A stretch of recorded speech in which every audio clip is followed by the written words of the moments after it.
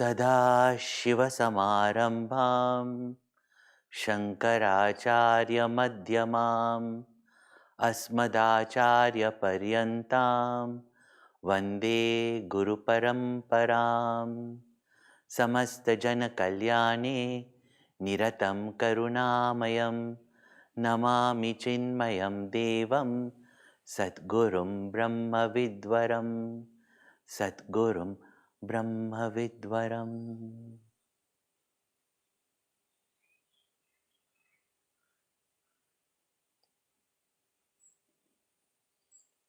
Happiness.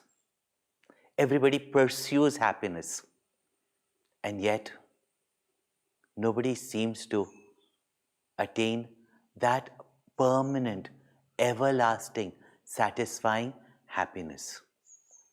When we see also the different paths, none of them seem to be showing us the path to permanent, everlasting happiness.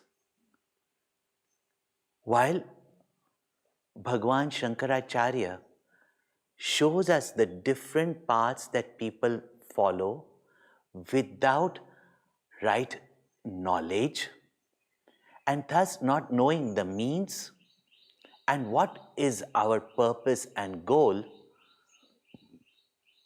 they act, they give up also, they do various things, but still they are not able to get that inner peace and their inner happiness. So does it mean that all this renunciation, all walking on the religious and spiritual path is not effective? No, it is not effective only when we practice without proper knowledge and proper discrimination between what is the means and what is the goal. Where does the problem actually lie? The problem is that the desire is not created by an outside object. The desire is within us. We can deny objects outside or even indulge in them, but that noose of desire does not leave us. And as long as desire is there, desire will continue to agitate our mind, compel us into struggling and striving. So therefore, as long as desire is there, mind will continue to be agitated, and where mind is not at peace, there is no happiness. Ashantasya kuta sukham, asked Krishna as a rhetorical question in the Bhagavad Gita, that one who is not at peace, how can that person be happy? So we have to understand that desire creates agitation. To calm that agitation, to calm that itch, to calm that discomfort, we strive to get an object of our desire.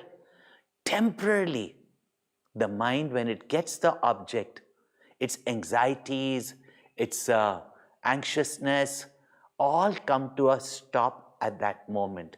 And what we experience is peace. This is the secret of happiness.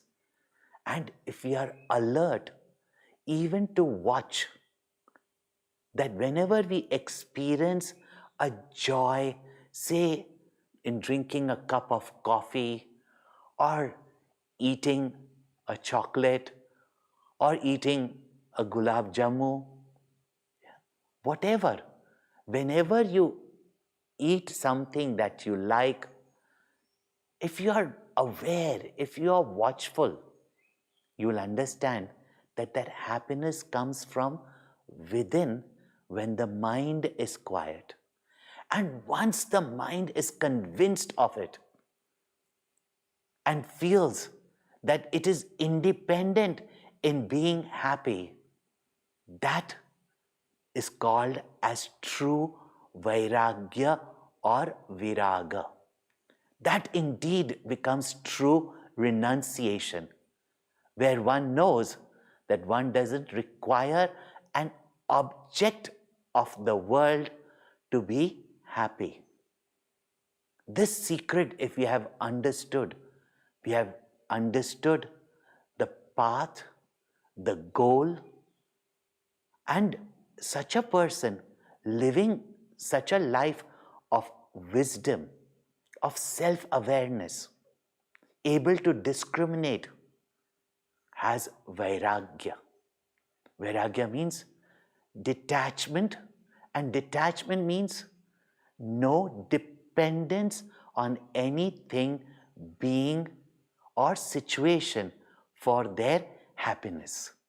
And such a person reveling in the happiness, in the peaceful, calm, pure mind, is no longer a slave to the objects of the world, nor dependent upon the beings of the world, nor such a person depends on any situation, conducive or unconducive, to be happy. What a sense of freedom! And such a person now is described in this 18th verse of Bhaja Govindam. 18 is a very complete number. What is that sense of completeness? And in the 18th and 19th verse, we see what is that state of realization? What is that state of enlightenment? What is that state of bliss? What is that state of freedom?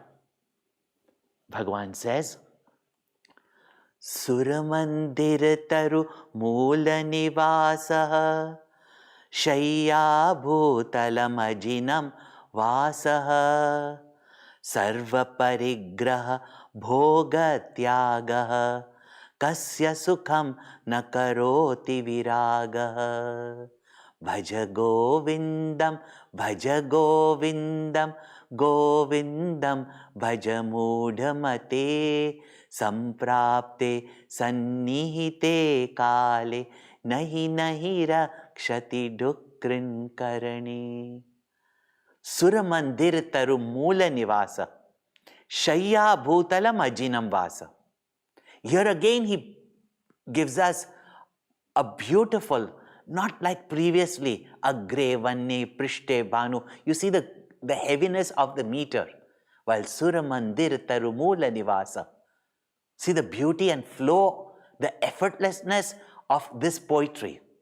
Because here, the great Acharya is talking about a person who has not only has given up objects outside, but craving for things, beings, and situations inside, but one who is free from desire.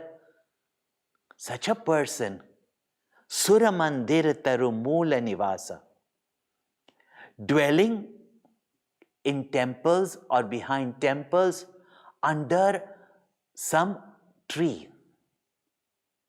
Some people used to sometimes ask our Gurudev, Swamiji,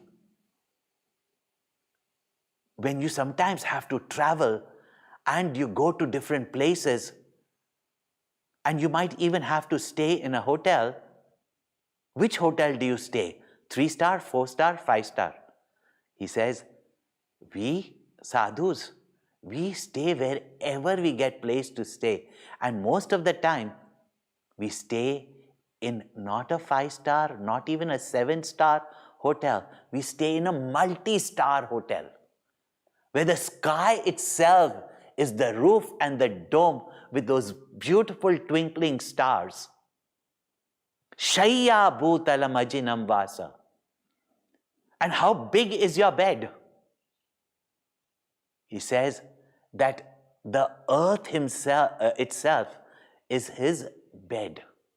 And how wonderful, sleeping in the laps of Mother Earth, worryless, with the expansive universe as the dome of the sky and the twinkling lights to make us sleep. And such a person who's free of desires, free of anxieties, free of worries, can in fact sleep like the King of Kings anywhere. And in life, I tell you, if we can sleep at will and sleep well, not only health, wealth, everything will be there. Today you realize that as much as they used to talk about cardiovascular, etc., or for good health, which all is needed, no doubt, but now you begin to have sleep apps. How important is sleep? It's not so much the number of hours of sleep, but how undisturbed is our sleep. So therefore, Surah Mandira Tarumula Nivasa, without any worry where one will get a place to stay, see the birds in the sky, when they migrate, when they move, wherever they find place, they rest and they move on again. Shayya bhutalam ajinam vasa. The whole earth is the bed, and whatever cloth or even an animal of a skin of a dead animal, ajinam vasaha, wearing those clothes, sarva parigraha bhoga tyagaha. And here is the key word, sarva parigraha. With no sense of possession for anything. Otherwise, even renunciates get attached to their bowl, their begging bowl. No sense of possession. Because really speaking, kasya svidhanam. Of who is this wealth? The whole wealth of the universe has come from the Lord, from the totality, belongs to the Lord, belongs to the totality. When there is no sense of possession, then you may be in the midst of luxuries or without any object or the barest minimum. But one, sarva parigraha bhoga tyagaha. One who has no sense of possession, that this belongs to me, this is mine, mine, mine. And bhoga tyagaha has given up the fancy of the mind. The word raga comes from the root that which colors. Now, Ranjanatmakam. See, in our mind we imagine a beauty of something. And very often we hear, beauty is in the eye of the beholder. So you conceive of something being beautiful. Then you think that it will give you happiness. Then you think that you can't live without it. In fact, you can never be happy until unless you have it. This is all the imagination of the mind. And actually, we start enjoying the object not in its direct presence, more in our imagination.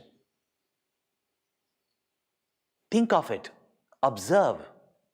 The spiritual path is of alertness and vigilance and self-awareness.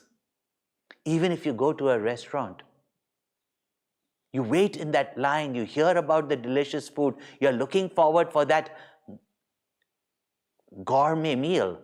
And then the moment you take the first bite, you enjoy it. Afterwards, you're so busy in your conversations that really you do not even taste the food. So what is bhoga? It is just in the imagination and fancy of our mind. We imagine the pleasures. And therefore, when we get for that moment that object of pleasure, the mind becomes quiet. But the happiness comes when the mind is quiet, not from that object. Then we get attached to that object. Then we desire that object, that situation, that person more and more. Get to the root of it. That where does our happiness lie? And therefore, Bhagavan Shankaracharya says, one who is free from the sense of enjoyment from sense objects, Boga, and without any attachment or sense of possession that this is mine, this is mine, this is mine. Kasya sukham na karoti viraga. Rhetorical question where Bhagavan says, to whom does not viraga or vairagya bring happiness? So we have seen already that happiness comes when our minds are quiet. And if we can quieten our mind by finding out what is the cause of the restlessness of our mind. It is our ignorance, our delusions, our fancies, false expectations of permanent happiness from impermanent objects. And the more we become aware and keep on inquiring, from where are we experiencing even these droplets of happiness that we get, then we realize that pleasure is a sudden shock when we get an object and our mind becomes temporarily quiet and we feel a blast of enjoyment. But happiness is experienced when the mind is free of agitation. Therefore, kasya sukham na karoti viraga. What is viraga? It is growth. Let me give you one very interesting story, and it happened with me many years ago. And today I find those days children texting me, sending me videos of their children watching the stories that I used to tell them. So many lovely videos I received today from those parents who were listening when they were kids. And it was one of those parents who was a 5-year-old kid, seeing how his parents make the Swami work and bring all their problems and take him from one place to another place. The poor Swami, who at first seems to be having a wonderful life with very good food offered by his own parents and people around him, those children become very sympathetic and they are so observant that one child who was just 5 years old comes up to me and says, Swamiji, do you have to work all the time, or can you play some game? Are you allowed to play game? I said, Beta, I am allowed to do it, but where's the time? He said, Swamiji, all of them make you work. Will you play a game with me? So I said, yes, sometimes when I find time, I'll play a game with you. He found the only time is when I used to get my afternoon little rest. So he used to come and knock at my door and say, Swamiji, come play with me, come play with me. I had told the child, so I did give up my afternoon nap, short nap, and come and play with the little boy. And those days they used to play the billiards or the carom. And they are so expert even at 5 or 6, even to play any game, even a game on the mobile phones. Because they are constantly doing it. I had lost practice. So we are playing and he won. And naturally when he won, and that also defeated the Swami who all the elders are respecting, he was making it a declaration everywhere. And now every afternoon he wants to play that game. And everyday defeat and everyday Declare that I defeated Swamiji. I was victorious. I won. Thank God, with that little child, I had no ego and did not feel embarrassed or felt like a failure. I continued to play with him every day. Seeing that child enjoy his victory, develop his confidence, that was greater delight for me than to win the game. But it so happened that one day while playing, I think practice makes you perfect, I managed to hit the pink coin, the queen. And the queen went into the socket. That's straight 50 points right away. And one who wins the queen generally wins the game. But these children have an unnerving way to distract you. He said, You can't win the queen until unless you've got a cover, because she requires maintenance. So you need a cover. You need another coin to go with her. Now you have to get a cover. You have to get a cover. You can't get the queen. You can't get the queen. So I thought, now finally I've won the queen. At least once before I go win the game. And that time the queen coin was in the socket, and there was this cover right close to the socket. That's the time I said, and he's trying to irritate me, you can't win, you can't win, you can't win. And that time I did my Hanuman Chalisa. Aur manorat jo koi lave, sohi amit jeevan phal paave. And I was aiming, and he was trying to agitate me. And I said, Hanumanji, now ijjat rakhna, keep my reputation. And I hit the coin. Guess what? It went into the socket. And when it went into the socket, I won. Even though I did not declare I won and make him feel like a person who was defeated, he got so angry and he threw all the coins on the carom board and said, that is cheating, that is cheating. I said, why that's cheating? All this time you won, that was not cheating. And now that I have won, it is cheating. And he started crying. Mother came running out. What happened to my son? What happened to my son? I said, nothing. I just won the queen. I've not even finished the game. But he's such a poor loser. He's crying. So she said, Swamiji, give the queen to him, no. Now tell me, what does it take for me to give a carom queen to a little child who is crying? Do I sit and fight with him? I won the queen. Why should I give the queen? First of all, it's just a carom queen. And I am a sannyasi. What will I do with a queen? And at the same time, it's no beauty queen also. It is a carom queen. Does it take a lot for me to renounce that carom queen for that child? Vairagya is not a crude giving up of objects. It is an inner growth of freedom when you are no longer dependent upon the objects of the world to give you happiness. For that, if our mind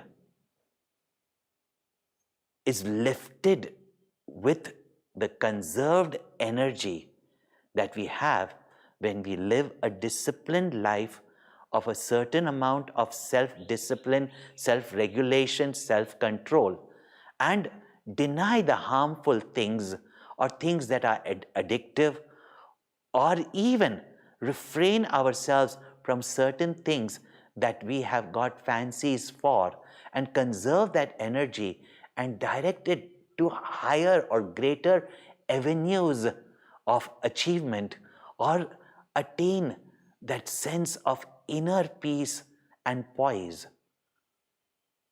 Conserve that energy for becoming self-aware, for meditation. And when you do that and begin to experience that effortless peace, that effortless happiness that you can experience within, that growth brings about true vairagya. And therefore Shankaracharya said, Kasya sukham na karoti viraga. Who does not dispassion bring happiness? Because indeed freedom is in that. It is not here that an overemphasis on giving up our desires. And really speaking, we don't like giving up desires or objects of desires, both. We are kama kami. We desire desires. We are made to desire itself. Otherwise, we are told that there is no motivation. But it is selfish desires that bind us, that agitate us. In fact, to desire is the power in the mind. But when the desire is for the well-being of society, in which even we are included, that desire is considered to be the will of the totality, the desire of the Lord. So from whom all selfish desire and dependence on things and beings and situations for happiness is not there. Such a person, in fact, is free to give, share, even love. Not be a beggar of love, but a giver of love. Not a beggar of happiness, but a giver of happiness.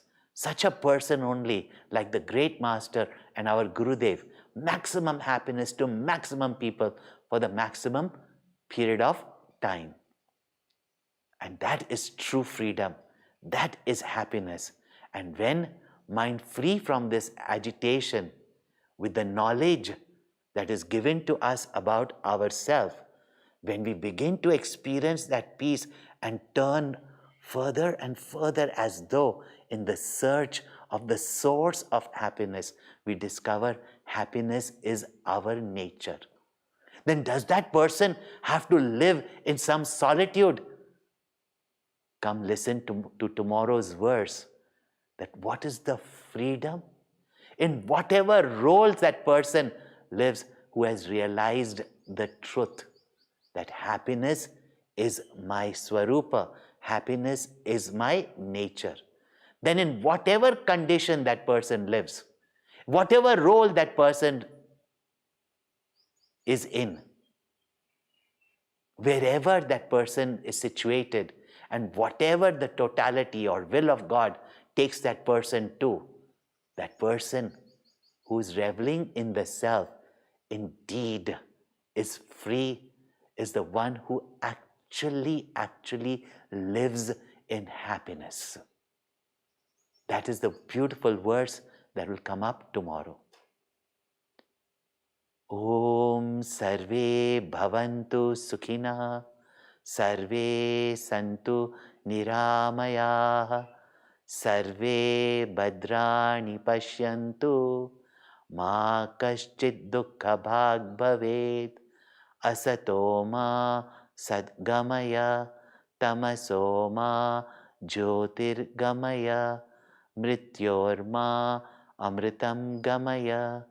Om Purnamada Purnamidam Purnat Purnamudachyate Purnasya Purnamadaya Purnameva Vashishyate. Om Shanti Shanti Shanti. Harihi Om. Shri Gurubhyo Namaha. Harihi Om.